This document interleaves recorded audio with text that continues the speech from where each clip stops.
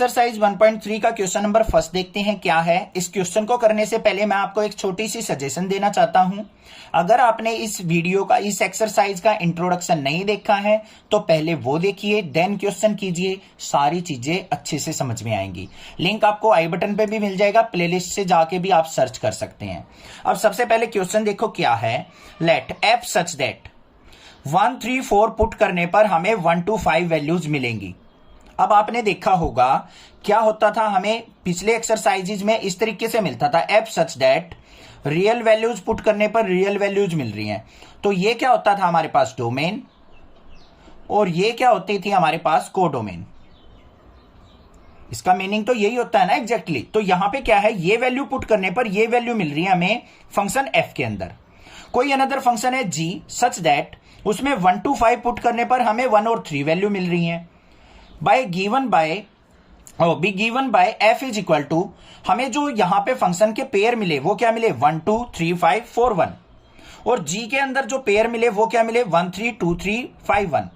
Then right जी O F, तो हमें जी O F के एलिमेंट्स लिखने हैं। तो कैसे लिखेंगे चलिए देखते हैं। सबसे पहले देखो हमें क्या दे रखा है, सॉल्यूशन इसका ध्यान से देखना। F such that 1 3 4 value put करने के बाद हमें क्या मिली है 1 to 5 वैल्यू मिली है। अब इसका बना लो एरो डायग्राम।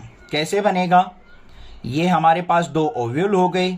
1 3 4 पुट किया तो यहां पे 1 3 4, और यहां पे 1 to 5 मिला तो 1 to 5। ये हमारा क्या है फंक्शन एफ।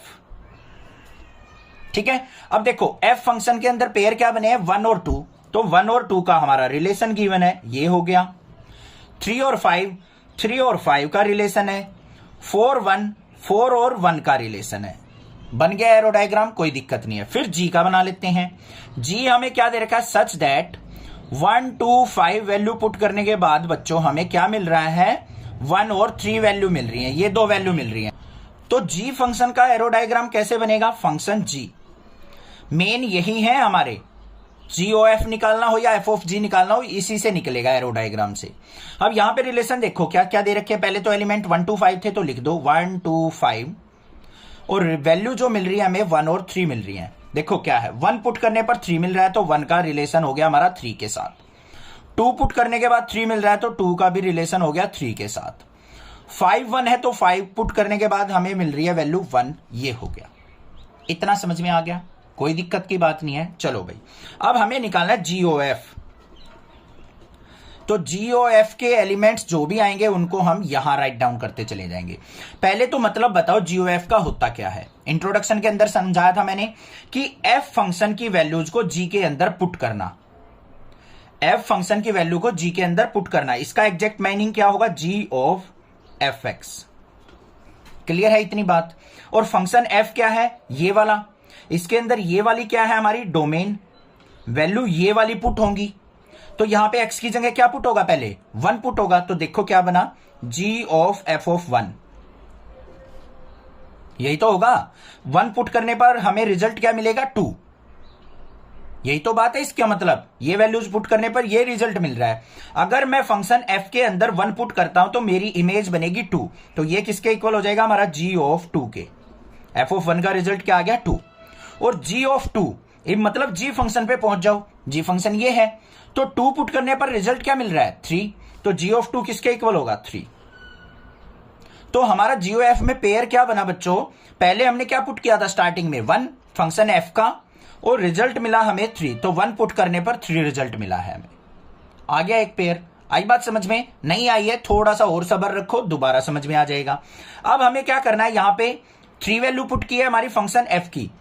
जीओएफ का मतलब क्या है, एफ फंक्शन की वैल्यूज पुट करनी है हमें, और एफ फंक्शन में वैल्यू क्या क्या पुट हुई है 1 3 4, इनसे ये रिजल्ट मिले हमें।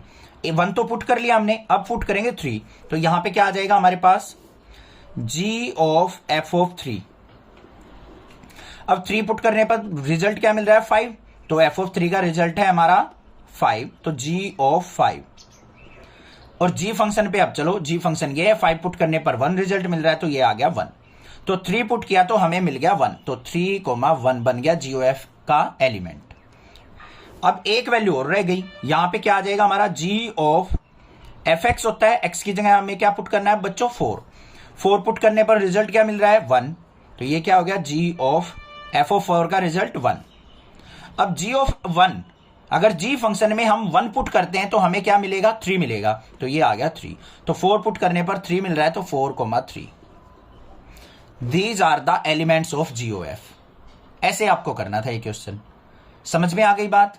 ऐसे ही अगर मान लो एफ ऑफ जी निकालना होता आपको, एफ ऑफ जी, क्योंकि एग्जाम में ऐसे भी पूछ सकता है, ऐसा जरूरी नहीं है ये क्वेश्चन देके एफ ऑफ जी पूछ ले। इसका मतलब क्या होगा हमारा एफ ऑफ जी एक्स होगा ना ये मतलब। अब जी एक्स की वैल्यू क्या है 1 2 5 पुट करके देखनी है आपने। एक बता देता हूं, मान लो 1 पुट किया यहां पे, तो F of G of 1 put करने के बाद रिजल्ट क्या मिल रहा है 3, तो यहां पे एफ ऑफ 3, और एफ ऑफ 3 क्या हमारा 5, तो ये आंसर क्या आ जाएगा 5। तो 1 और 5 का पेयर बन जाएगा हमारा पहला पेयर किसमें एफ ऑफ जी में। तो ऐसे ही पेयर आपको फाइंड आउट करके देखने हैं और मुझे आंसर कमेंट करके बताना है आपने क्या आंसर फाइंड आउट किया एफ ऑफ जी के। ठीक है, समझ में आ गया क्वेश्चन। कोई भी दिक्कत लगे आप मुझसे पूछ सकते हो, अदरवाइज एक बार इंट्रोडक्शन जरूर देखिए, देन क्वेश्चन करेंगे, इजिली माइंड के अंदर सेट होते चले जाएंगे। बेफिक्र रहो, टेंशन मत लो किसी बात की। जब नेक्स्ट क्लासेज आपके सपोर्ट में, तो आप भी चैनल का सपोर्ट करते रहो थोड़ा सा, मैं आपका दबा के सपोर्ट करता रहूंगा, टेंशन मत लो बिल्कुल। कूल माइंड से पढ़ो, सारे चैप्टर माइंड के अंदर सेट करने की जिम्मेवारी मेरी। ठीक है, thank you students for watching next classes video.